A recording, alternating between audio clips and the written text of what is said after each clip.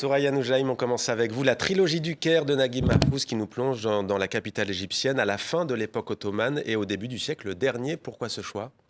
Écoutez, dans le cadre de l'exposition, j'avais envie de guider le visiteur peut-être vers un vieux Caire d'époque islamique, des dédales, des rues dans lesquelles on se perd, où les façades sont finalement assez austères et nous réservent de très belles surprises quand vous pénétrez la porte d'entrée. Voilà, cette atmosphère un petit peu surannée que décrit Naguib Mahfouz, je pense que oui, elle peut accompagner nos visiteurs avec cette exposition Mamelouk. Voilà, et dans ce voyage. Et dans ce voyage à travers le temps et à travers une très belle cité que j'adore. Et voilà pour le Caire. Hana El-Banaj Sidiak, vous avez choisi vous aussi la littérature avec toute une histoire. Un livre signé Hanan El-Cher. Pourquoi ce coup de cœur ? Oui. D'ailleurs, je l'avais apporté il avec est là. moi. C'est un livre que j'ai lu dernièrement et qui m'a beaucoup touchée. Il est beau, émouvant à la fois.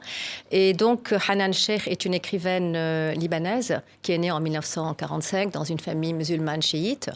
Et donc, elle a publié pas mal d'ouvrages. D'ailleurs, ce livre a reçu le prix du roman arabe en 2010. Elle l'a publié en 2005 et 5 ans plus tard. C'est l'Institut du monde arabe où elle a reçu le prix.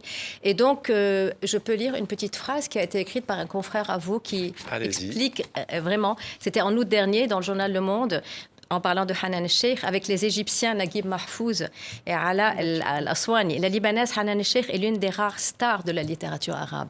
Elle est la seule romancière arabe dont les œuvres ont touché le grand public en Occident dès son premier livre, Histoire de Zahra. Et en fait, Hanan Sheikh, dans ses romans, on retrouve pas mal de figures féminines fortes, importantes. Et dans son livre, Toute une histoire, Hanan Sheikh raconte la vie de sa mère, Kamla. Kamla est née dans le sud Liban, dans une famille très pauvre, dans un sud Liban ravagé par la famine. Et elle a été élevée par sa mère et son frère. Et la mère, réputiée, sans ressources, a dû trouver refuge à Beyrouth, dans la banlieue, dans sa famille, auprès d'enfants qu'elle avait eus d'un autre mariage. Évidemment, la petite Kamla, elle a 10 ans, donc elle n'a pas accès à l'école. Elle suit une formation chez une couturière où elle rencontre un jeune homme dont elle tombe amoureuse. Elle va être amoureuse de lui jusqu'à la fin. Et donc, elle a été forcée d'épouser à l'âge de fiancée 11 ans, mariée à 14 ans avec son beau-frère, dont sa sœur est décédée. Et donc, c'est toute cette vie qu'elle raconte dans son ouvrage. Et on sent qu'il y a une sorte un besoin de la part de Hanan El-Cher d'en savoir plus et de se réconcilier avec sa mère. Toute une histoire de Hanan El-Cher. Nicolas Misri, la 30e édition du Festival de Marseille avec la présentation de la nouvelle création de Mehdi Kerkouch au Centre de la Vieille Charité, 25, 26 et 27 juin prochain. Pourquoi faut-il aller voir cette exposition si on est de passage à Marseille ? Il faut forcément aller dans l'un des 14 musées de la ville de Marseille, qui sont bien sûr des lieux d'exposition, des lieux de préservation et de présentation de collections extraordinaires, mais ce sont aussi des espaces de vie qui vibrent toute l'année, et en particulier dans le cadre de l'été marseillais, ce grand festival impulsé par la ville, de très nombreux spectacles, de rencontres, et les musées de la ville, en particulier le Centre de la Vieille Charité, travaillent depuis plusieurs années maintenant en coopération étroite avec le Festival de Marseille, qui présente, le meilleur de la création de plateau aujourd'hui, et Mehdi Kerkouch, merveilleux chorégraphe évidemment, nous invite dans un dialogue avec l'architecture et l'histoire du Centre de la Vieille Charité à découvrir sa nouvelle création. Cela promet d'être à la fois extrêmement émouvant, énergique, joyeux, dans un dialogue tout à fait passionnant. Au cœur de Marseille donc, et de son festival, Élodie Bouffard, l'exposition Mission Dakar-Djibouti, contre-enquête au musée du Quai Branly. On en a parlé à TV5 Monde, exposition riche d'enseignements. Oui, déjà j'ai vu toutes les expositions. On a parlé à Paris. Très bien. Je compte aller à Marseille. Et à cette occasion. Et vous avez vu Dakar-Djibouti. Et voilà, cette occasion-là, j'en ai profité pour aller voir Mission Dakar-Djibouti. Et je trouve que c'est une exposition qu'il faut aller voir pour plein de raisons.